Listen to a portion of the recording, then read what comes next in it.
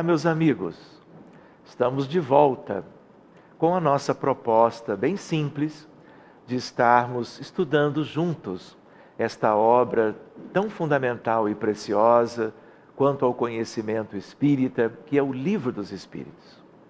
Da vez anterior, nós estávamos estudando o capítulo 2 e vimos algumas questões ainda sobre aspectos de química, sobre questões da matéria que compõe o nosso universo e a nossa vida física na Terra. E agora nós vamos para como que o último aspecto desse capítulo 2, que vai nos falar sobre o espaço universal. De antemão, nós gostaríamos de lembrar coisas oportunas. Na época da codificação kardeciana, nós tínhamos a ciência de então. E nós já tínhamos vários exemplos de conhecimento sobre astronomia. E já elementos até sobre a origem do universo, cujo estudo nós chamamos hoje de cosmologia. Lembrando, por exemplo, a figura da pessoa que era o astrônomo mais conhecido da Europa, que se tornou espírita e que foi como que contemporâneo de Kardec, que foi Camille Flammarion. De tal maneira, como vocês sabem muito bem, ele escreveu, da própria autoria dele, também inspirado como médium, inúmeros livros que tratam das muitas moradas da casa do Pai. Vamos então buscar propriamente no capítulo 2 sobre isto, e a partir então do que nós chamamos espaço universal, a pergunta número 35. Kardec, no seu senso oportuno em relação a trazer as melhores perguntas para serem respondidas pelos espíritos superiores, ele diz assim: o espaço universal é infinito ou é limitado? E aí nós vamos ver a resposta, que não podia ser outra, não é, meus amigos? Infinito. E a espiritualidade ainda diz para ele: supõe-no limitado. Que haverá para lá de seus limites? Isso te confunde a razão, bem eu sei. No entanto, a razão te diz que não pode ser de outro modo. O mesmo se dá com o infinito em todas as coisas. Não é na pequenina esfera em que vos achais que podereis compreendê-lo. Reparem que a espiritualidade ajuda ao próprio codificador e, portanto, depois a nós mesmos, a que nos situássemos desde então quanto à ideia de que nós, naquela época, poderíamos vislumbrar uma boa parte do universo, que aqueles que se dedicaram à astronomia nos iam favorecendo com seus estudos, mas deixava claro que esse conhecimento, apesar de um certo avanço, ele ainda era muito limitado, e se nós fôssemos apenas por ele, nós não teríamos uma noção que eles trouxeram ali, de o quanto o espaço é infinito, de quanto o universo é ilimitado. Hoje, mais de um século e meio depois, esta ideia já é uma ideia muito bem aceita pelos pesquisadores da área da astronomia e da cosmologia. Porque quanto mais nós perscrutamos a realidade do universo, mais nós encontramos outras questões depois. Querem ver um exemplo? Nós nos habituamos a falarmos de planetas. Até há bem pouco tempo atrás, nós só conhecíamos os planetas do sistema solar. Não é verdade? Até nos bancos escolares, quando crianças, nós aprendíamos sobre Mercúrio, Vênus, Terra, Marte, Júpiter, Saturno e assim por diante. Pois bem, a partir de um tempo para cá, e não se sabia, claro, isto na codificação, os pesquisadores começaram a notar que, como que gravitando em torno de certas estrelas outras, fora, portanto, do sistema solar, porque a nossa estrela é uma só, é o Sol, ao redor dessas outras estrelas, os chamados exoplanetas foram sendo encontrados, registrados, analisados. Hoje, nós temos perfeitamente bem indicados e identificados mais de 1000 exoplanetas, mostrando que o nosso conhecimento a este nível universal, ele vai se ampliando cada vez mais. Então, lembrando, né, o avanço progressivo da ciência. E assim como a ciência progride, perscrutando e mostrando as realidades do infinitamente pequeno, na intimidade das partículas elementares que constituem a matéria, uma outra expressão maravilhosa da ciência vai analisando o macrocosmos. Do micro, do infinitamente pequeno, ao macrocosmos. E aí nós vamos encontrando mundos sem fim.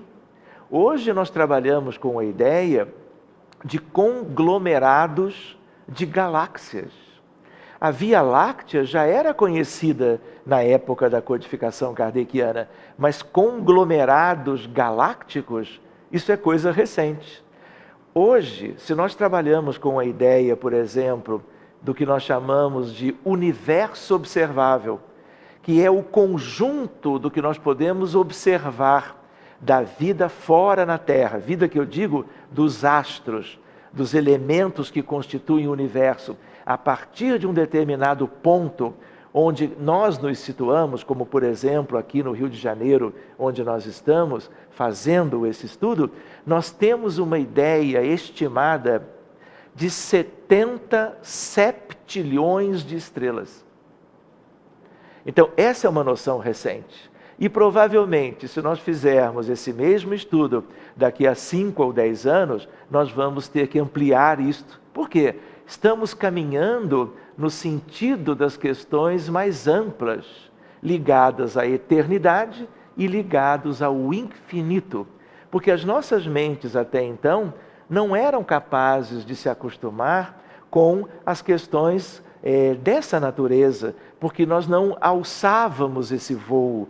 Nós tínhamos mentes mais limitadas e a ciência progrediu, nos permitindo avançar e conhecermos melhor e compreendermos melhor aquilo que a espiritualidade, muito tempo antes, quis nos adiantar e nos colocar, como a exemplo do estudo sobre o espaço universal. É uma coisa linda isso para nós, reparando por isso mesmo que nós, como encarnados, para quem o livro dos Espíritos e a codificação foi oferecida, éramos com as nossas limitações.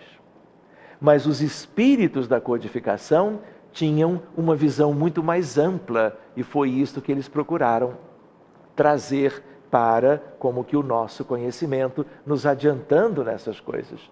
Pois bem, o comentário de Kardec, ainda na pergunta 35 sobre esse tema, é assim: supondo-se um limite ao espaço, por mais distante que a imaginação o coloque, a razão diz que além desse limite, alguma coisa há, e assim gradativamente até o infinito. Porquanto, embora essa alguma coisa fosse o vazio absoluto, ainda assim seria espaço. Só para que tenhamos uma outra noção que é bem atual, hoje nós usamos a palavra universo, se nós quisermos. Ela é, vamos dizer assim, uma palavra importante no conhecimento da ciência de um modo geral. Mas a questão da amplidão da vida universal é tal que hoje nós podemos falar em diverso e nós podemos falar em multiverso, dando para nós uma ideia interessante. Será que tudo que nós conhecemos é apenas de um determinado universo? Então, o que seria um outro universo? Nós podemos pensar, estamos falando de um universo paralelo que poderia ser o mundo espiritual? Ou estamos falando de universos que são materiais, fluídicos ou não, envolvendo também questões do espírito imortal e da espiritualidade, mas que nós ainda não temos como que condições de percebê-los, de detectá-los, de compreendê-los, portanto. E um exemplo que nos traduz isso muito bem é a ideia do que possa existir para dentro ou para além dos buracos negros. Buraco negro hoje é uma coisa não apenas aventada há muito tempo do ponto de vista teórico, matemático, mas já determinado a nível da astronomia moderna. Então, o que existe para além disto, nós não temos ainda a menor noção.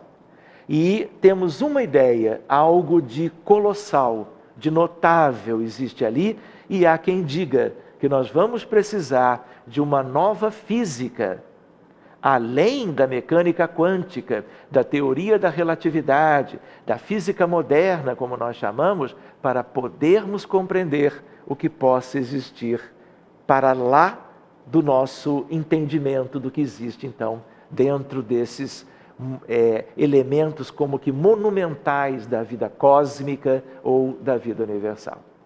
Então, sigamos fazendo estas comparações entre o que a ciência depois de Kardec avançou e nos permite entender melhor da vida divina, da vida universal, da criação, e que havia sido algo antecipado a partir dos espíritos benfeitores. Muito bem, sigamos adiante. Repara, a pergunta número 36 diz assim: o vácuo absoluto existe em alguma parte no espaço universal? E a espiritualidade é categórica e diz: não, não há o espaço. O que te parece vazio está ocupado por matéria que te escapa aos sentidos e aos instrumentos. Aqui uma colocação simples, mas que pode ser mais simples ou menos simples. Verifiquem uma coisa. Quando nós estamos na atmosfera terrestre, nós estamos aqui no planeta Terra, portanto, respirando o ar atmosférico. Nós não enxergamos as partículas que compõem a atmosfera terrestre, os gases, os elementos dela, especialmente o oxigênio, o nitrogênio, o gás carbônico. Não é assim? Muito bem, nós não conseguimos usar as nossas mãos para capturar e prender essas moléculas, porque elas são invisíveis para nós. Nós poderíamos dizer, num grau mais simples, que isso aqui parece um vácuo, porque nós não temos o que ver, nós não temos o que depreender mecanicamente. Mas não é verdade que isto aqui está repleto de elementos? Então pode ser, num primeiro passo, que aquilo que pareça o vácuo, em verdade não é. Nas proximidades, na nossa vizinhança atmosférica. Mas se nós estivermos pensando mais adiante na vida universal, nós também não podemos pensar que exista o vácuo absoluto, como poderíamos imaginar nos confins do universo. Em primeiro lugar, porque já fomos muito longe, mas não fomos aonde tantas coisas de certo ainda existem. Mas a ideia vem para além disso, que é uma ideia que tem a ver com a física moderna, tem a ver com os aceleradores de partículas, que são elementos construídos pelo homem, especialmente dois deles, um nos Estados Unidos, que é o Fermilab, e outro na região de Genebra, na Europa, que é o CERN.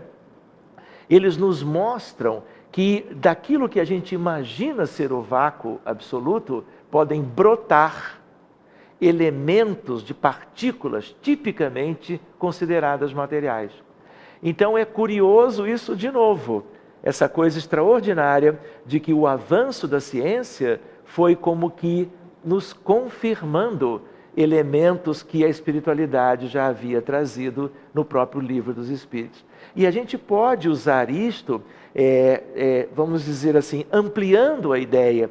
Assim como a espiritualidade fez e vai continuar fazendo, nós vamos continuar estudando a respeito dos elementos materiais, ela fez o mais importante logo depois, quando ela nos introduz, quando ela nos conduz ao estudo das questões espirituais, adiantando para nós um conhecimento que a princípio é totalmente novo, mas que traz também elementos das culturas mais antigas, mas que dá para nós aquilo que nós precisamos para conhecer a realidade do espírito imortal, a realidade espiritual não só da Terra, mas do universo divino de um modo geral.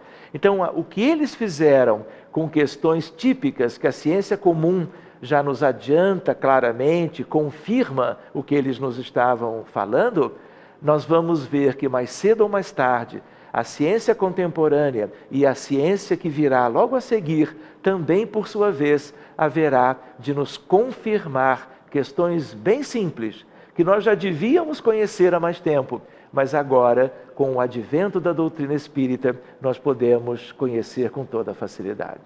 Que Jesus, mais uma vez, esteja conosco e que nós possamos seguir adiante, interessados de percebermos cada vez melhor as questões gerais da vida sob o prisma da espiritualidade superior, que nos adiantou tudo de mais relevante na obra querida que se chama O Livro dos Espíritos, que vocês, por sua vez, já a estudaram.